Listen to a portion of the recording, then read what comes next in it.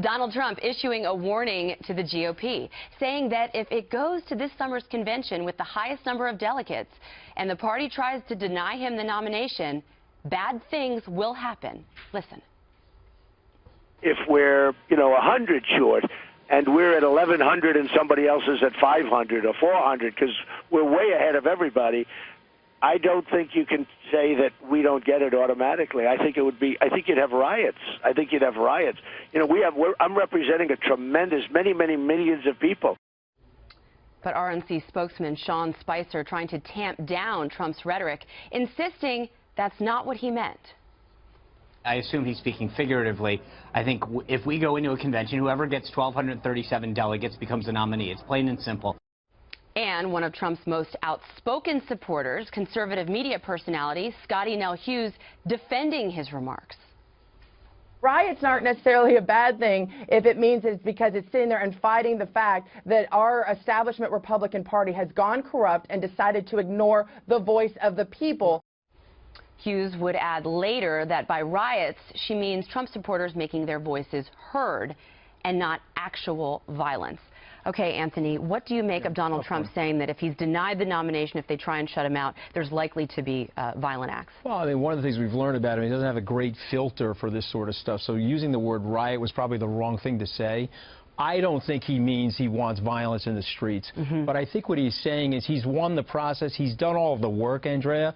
He's gone to all the elections, filled out all the campaigning stuff. If he's at 1,100, 1,150, they don't give him the nomination, there's going to be a lot of upset people. He could have said it like that. It would have gone over way better. And I think he has to watch himself now. Somehow we've got to get a presidential edit chip in his personality going forward for people to find him acceptable as the nominee. Stacey, we can't do an edit delete, and Donald Trump doesn't even like edit deletes. I know that personally. We love you for it. A lot of people, though, I see on Twitter and social media saying, well, he's right. Donald Trump is right. And so there you go, Donald Trump without the filter, just saying what's likely to happen, even though he's not condoning it. Yeah, and I think if the RNC continues to ignore the people who consider themselves Republicans, it's going to harm the party. If we don't get behind Trump, Hillary's going to win. And we're done as a party. And it saddens me. It really does. Because he is anti-establishment, and they're just proving it by going so hard against him. Kirsten, what do you think? I mean, on some level, even just from a political standpoint, Trump probably shouldn't have said it, even if it is true, because if the violent acts happen, then they can say, which they've been doing already, even though he has not, incited violence. Right. Well, I think that would be wrong to say he's inciting violence, because I think he's actually just saying what he thinks would happen, and I think he's right. I think there actually would be riots, probably. And, hopefully that wouldn't be what would happen, but we know at a minimum people would be incredibly angry. Now, how they choose to act that out, we don't know. And they would have a right to be angry, because people, people think that you vote, and the person who gets the most votes wins. That's normally the way it should work. But in fact, what actually would happen is if he doesn't hit the number, he doesn't get the 1,237, then we're probably going to see a contested convention. And that, I think that would understandably make people angry. And Harris, I mean, there is, as Kirsten mentioned, there's kernels of truth in his statement. I mean, people feel that they are being denied their voice, and this has been happening for months. Well, so he's right. It's not just that they feel that way. I mean, it's backed up by evidence. I mean, you have talk now before the process has even gone through that there could be this contested situation in Cleveland, Ohio. So, I mean, look how many months away we were when that conversation started. It was even pre-primary. Like, what, were they clairvoyant? So it's not just that they feel like they're not being heard. They really have evidence to back up those suspicions. But I like the way you put it, because for someone to forecast what's going to happen, we don't know what that would look like, but I think we all know enough from what we're seeing that people will be upset. I want to get this in. U.S. House Speaker Paul Ryan is talking, according to Reuters, right now, and he says any hint to violence in the campaign process is unacceptable. He says that no candidate for president should say such things, and it's exactly what we're talking about with the riot word used. So maybe it was just that specific word. But if we're going to get specific, Donald Trump wasn't saying, I hope there will be violence. He was saying, if I'm denied, there is likely to be violence. That's not inciting violence. That's not encouraging violence. They don't know how to deal with them, Andrew. Let's just face it. And let's talk about process for a second. After Ross Perot came into the game, the duopoly of the Democrats and Republicans tightened up their process. Superdelegates in the Democratic side, and then a much tighter process with the Republicans. And so now you have this very strange situation where this newcomers entering in and disrupting everybody, playing by the rules and getting votes. And now they're sitting there scratching their heads and say, how do we block this guy from taking over our party? And that's your point, Stacey. If they do block him, I think the party's going to go through a bankruptcy, a reorganization, and a restructuring. I mean, Kirsten, don't you agree? I mean, that would be the end of the Republican Party. I don't believe that Trump supporters would show up. I think they're already angry if they don't feel that the will of the people is being heard. I mean, I know Democrats delight at the fact that we could implode on the right. I do think that's right. And it's interesting because you hear establishment Republicans saying, well, Trump's going to be the end of the Republican Party.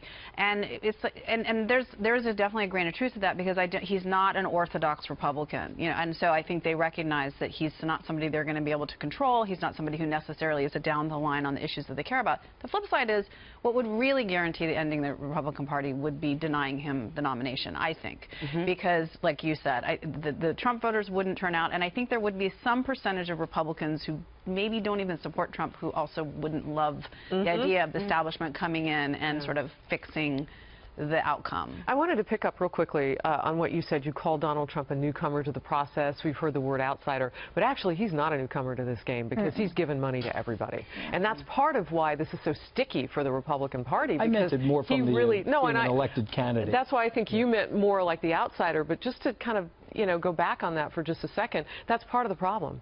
They can't anticipate where he'll go, but he can easily anticipate where they're going to go. And to your point, Harris, so much that is more reason to vote for him, because he knows both sides of the game. All right. Well, in the meantime, Republican National Committee member, one of them sparking lots of controversy after saying the party picks its nominee, not the voters. Listen. The primary votes are not considered. It's the delegates' votes.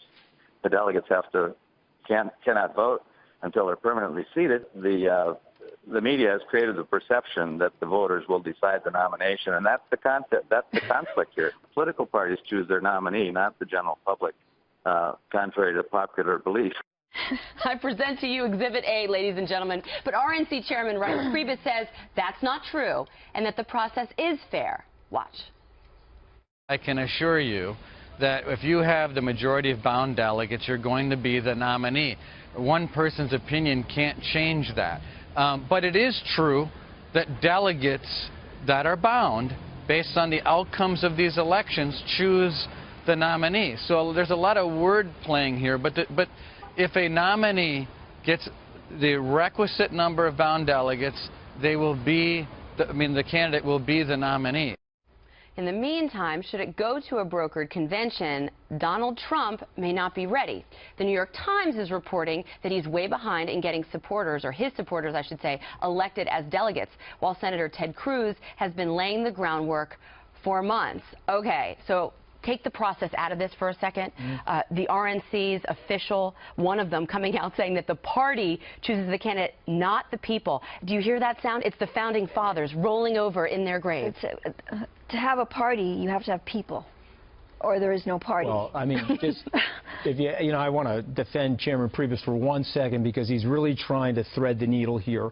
Remember, the establishment is funding the RNC. Donald Trump is not giving a lot of money to the RNC. His supporters aren't giving a lot of money to the RNC. So he's got the rocket fuel on one side of the establishment, and he also has to keep the Trump supporters at bay. And he also convince the establishment that if Donald Trump is their nominee, they've got to come and support him. That includes people like Mitt Romney, Speaker Ryan, Kevin McCarthy. And so it's a prisoner's dilemma for Reince Priebus. I tell you, it's got to be really tough backroom conversations with him right now. I'd like to know how exactly they know just how unbound these delegates are. I mean, just because they haven't publicly said what they're going to do. Because remember, Dr. Ben Carson comes with a number of those unbound delegates. Maybe not a huge number, but it starts the trend of others maybe looking, are there other people who've gotten out of the race that may step with a Donald Trump that just may have a few of those unbound delegates. So it's hard to say. Well, Harris, you said it better than anybody. He's been playing this card game for a long period of time. He knows their hand. So he's sitting on a certain hand, and he knows their hand. And Right. so my guess he's going to galvanize those outsider delegates.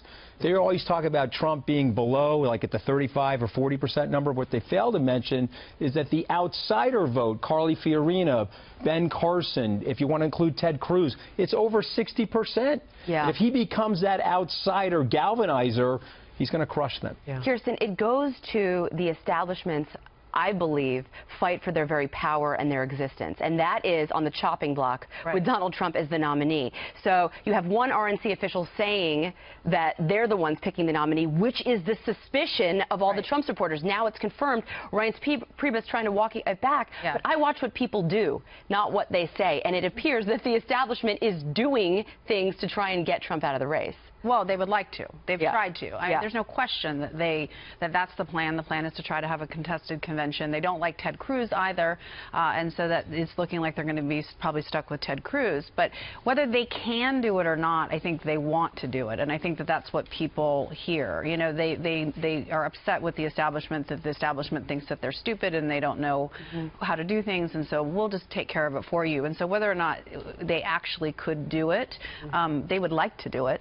That's for sure, and I think that is just going to add to the anger. Stacey, before we go, I want to ask you, there's a piece that Politico posted about the last time an establishment tried to oust a candidate, and it was Andrew Jackson. And while it's an unfortunate comparison, it showed that didn't turn out very well for the establishment. We know the ending, how it's happened before, and it was pretty bad for them. Right. No, I think Trump is right. If they try to out him like they're trying to do and disparage people, they're going to lose. They're going to lose the party.